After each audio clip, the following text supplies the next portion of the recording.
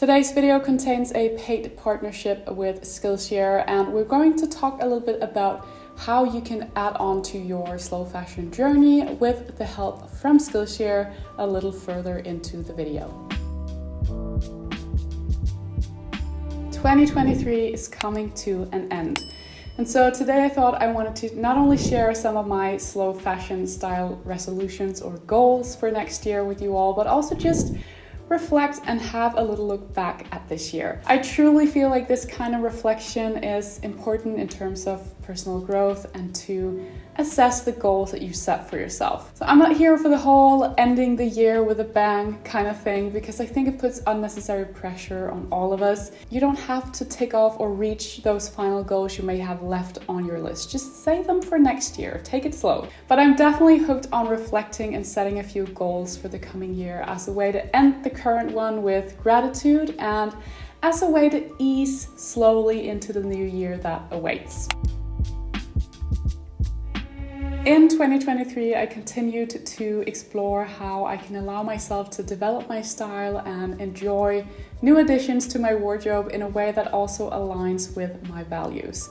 I may not have been on a no-buy challenge this year, as I did in 2022, but the lessons I've learned from trying such a challenge continue to be rooted deep within me, and I think that's the whole point, right? I'm a lot more picky when it comes to my wardrobe, and I just feel much more in tune with my style identity today. I have a few areas where I prefer to buy new these days, jeans being one area that I have just learned not to compromise with if I want those jeans to become a true staple that I reach for over and over again. And jeans can be quite tricky. But other than that, I continue to buy most of my clothes secondhand, and I have a hard time seeing that changing actually. So I can truly say that I'm proud of myself for sticking to that, especially in times where my style might have been changing a little and I'll be adding new things to my wardrobe. For example, you'll notice that over the past 2 years, I've added a handful of more colorful clothes to my wardrobe.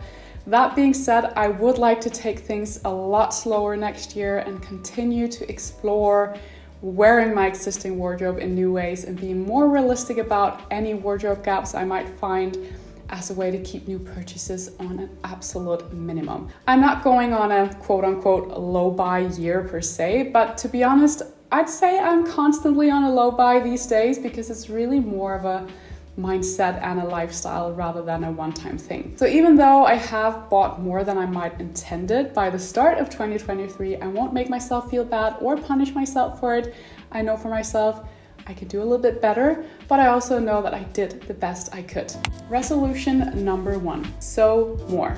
This year I made my own jumpsuit from scratch, which I am immensely proud of, and I'd love to spend more of my downtime on stress-relieving creative activities like playing my piano or sewing. I started following the coolest gang of girls on Instagram recently after stumbling upon their book at the local library. Their Instagram is called Join the Fit Brick, and basically they share sewing patterns, tips, tricks, guides, upcycling ideas, everything you need to develop your sewing skills. In a world increasingly concerned with sustainability in fashion, learning to sew can definitely contribute to a more eco-friendly way of enjoying fashion. You can upcycle old clothing, repurpose fabrics, and create items that align with sustainable fashion practices. And that brings me seamlessly to today's sponsor, which, as mentioned earlier, is Skillshare. If you don't know Skillshare, it is an amazing learning community where you can learn all sorts of skills, everything from increasing productivity, get into bullet journaling, taking better photos, or how to run a campaign with Google Ads. Basically, their mission is to help people from all over the world live the creative life that they're dreaming of. And they have loads of videos to help you develop your sewing skills, even if you're starting completely from scratch. This is awesome if you don't have a physical class taking place near you, or just if you want a little more flexibility around your learning curve, because you can pick up on the lessons as you wish and as it fits your schedule. So for example, you can start with just basic hand sewing skills, which you can learn in this video by Bernadette Banner. This is a great opportunity to learn how to mend or care for your own clothes, which of course is also super important if you want to continue being a mindful consumer of clothing. You also have this class by Denise Bayron, who is a designer and pattern maker, which is a more extensive class that will teach you how to start sewing your own clothing. I love to sew more clothes for my daughter too, so this is definitely my #1 style resolution for 2024. To continue sewing. So in order to use Skillshare, you need to sign up for a membership on an annual subscription, and then you'll have free access to all of their classes. If this sounds appealing to you, the first 500 people to click the link in my description box down below can get 1 month free trial of Skillshare. Resolution number 2. Buy less, wear more. Now this resolution isn't really new to me, but after being on a no-buy challenge in 2022, I must say I let myself be a little bit more loose with my purchases this year. Again, I feel like I stuck with my values and I bought most of the new items pre-loved. But I also feel ready to kind of slow down a little bit more again after a year of generally being more playful and developing my style and my wardrobe. So next year I want to take things a little bit more slow again. I'll probably continue to explore the world of wear and color. And I do have a few things on my wish list for the summertime next year because, as I mentioned in a recent video, after the summer season, that's really where I struggle the most with my style, and I did learn quite a few lessons this summer just because I took the time to really reflect. For example, not being super keen on showing off my legs anymore that much, which will probably lead to a few new purchases like longer skirts or dresses when summer comes around again. But buy less and generally wear more is something I'll challenge myself to do even more next year for sure. Resolution number 3, weekly outfit plans. If you watched the video that went live before this one, you might have seen that I did a little experiment which I refer to as a weekly outfit plan or a weekly rail, if you will. So I prep my outfits on Sunday evening for the coming work week, so Monday through Friday, 5 outfits in total, and it was such a fun experiment that I'd love to try again. I don't know if I'll make a weekly plan like that every week. Perhaps I'll just start prepping my outfits more regularly the night before, but it definitely saved me a lot of time and energy in the morning. But more importantly, I would say it's a great way to push yourself to wear everything you have in your wardrobe in a more regular rotation. I don't know about you guys, but I'm definitely a creature of habit, and I will, especially on hectic days, reach for the same 2 outfit uniforms over and over again, which is nice because it's easy, but it's also a shame when you have so many wonderful pieces in your wardrobe just waiting to be worn. I'm also hoping this can provide me with more confidence to wear what I have rather than being so fixated on what my wardrobe might be lacking or saving pieces for a more special occasion. Or it can be a way to make new purchases become a more integrated part of my wardrobe by isolating that piece and really wearing and styling it rather than potentially just hanging it in the back of your wardrobe. Resolution number 4.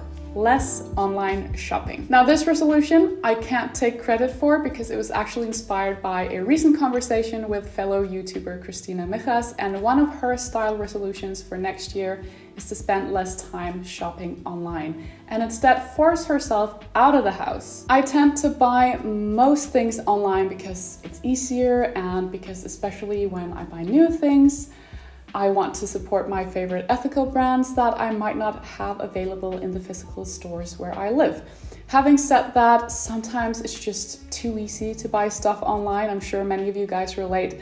Somehow you almost become less critical and you'll more often leave stuff behind if you buy something in a physical store. So it's a way to become more picky and only buy something if it feels 100% right. Like try it on, close your eyes and feel the item, which of course you can't do when you're shopping online. To me, this is also a way to support local businesses, and even if that piece comes from a less quote-unquote ethical brand, if it becomes something you know you love dearly and that you wear over and over again, the purchase might in fact turn out to be a more sustainable one in the long run. So I'd also love to explore secondhand shopping in physical stores more too, as that's also something I'd usually do online because, it's easier, you can filter your search. Again, this could be part of the whole buy less, wear more scenario to make the act of shopping a little harder for yourself and generally become more critical.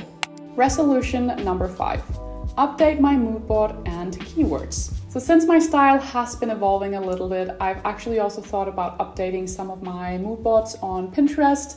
Pinterest is my favorite social platform, and I find myself almost daily saving new inspiration photos on my boards. But I think maybe making one board which becomes a clearer vision of my style identity, and maybe also having a look at some of my style keywords and adjectives surrounding my style and the way I like to dress, would be relevant to ensure I stay on track next year. Even if you make a mood board at some point in your life and you get your keywords kind of sorted, remember that style isn't static. So sometimes you might find yourself at a place where you'll kind of need to update or tweak things. Resolution number 6. Document my style journey. Finally, speaking of seeking out inspiration, I think it's always worth to look no further than yourself for that kind of inspiration too. I document a lot of my style and outfits on, for example, Instagram, but I'd like to keep a folder on my phone or my computer with my absolute favorite outfits to create a little library of inspiration built from within my own wardrobe. Only outfits that felt good from the inside and out will make it to that folder, and that way I'll always have snappy outfit inspiration at hand if I need it, but it's also a nice way to keep track of my personal style. So there you have it, guys, some of my style resolutions and goals for 2024. I hope you found this video useful and that it gave you some inspiration for your own style journey next year. A huge thank you to Skillshare for sponsoring today's video. Don't forget to check out the resources below this video if you want to explore developing your own skills on the platform. And thank you to you guys for watching. Thank you for another year of support. I cannot describe how much it means to me. I'll be going on a nice and long Christmas break now, and hopefully I'll be back by the end of January with new, fresh, slow fashion content for you all to kick off the new year. If you miss me in the meantime, do make sure to follow along on Instagram, where I've got a handful of posts prepared to keep you company through the holidays. Happy holidays to you all, and take care for now. Bye, guys.